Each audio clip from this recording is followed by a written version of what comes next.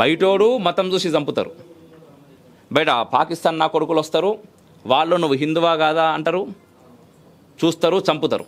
ఇక్కడ ఇంట్లో ఉన్నోని పరిస్థితి ఏమో ఇది.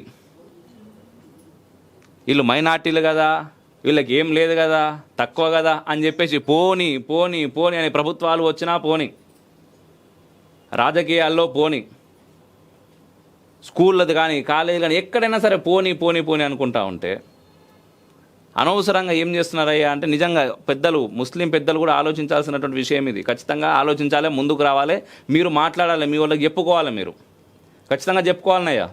ఎందుకంటే మనం అందరం మంచిగా ఉండాలి అనే భావన మీ లోపల ఉన్నట్లయితే ఇటువంటి విషయాలను ఖండించడం మాత్రమే కాదు, అంటే ఖండించనీకి కూడా ఇప్పటిదాకా ఏ ముస్లిం పెద్దలు బయటకు వచ్చినట్టు నాకు కనవలేదు. వచ్చి రాను ఎవరన్నా రావాలి. ఎంతసేపు ఒకే తరపు నుంచి రాదన్న, ఒకే తరపు నుంచి ఉండదు. మనం కలిసి ఉండాలి, మనం కలిసి ఉండాలంటే కలిసి ఉండలేము. మీ దగ్గర నుంచి కూడా ముందుకు ఒక అడుగేస్తేనే అందరం కలిసి ఉండగలుగుతాం ఈ దేశంలో.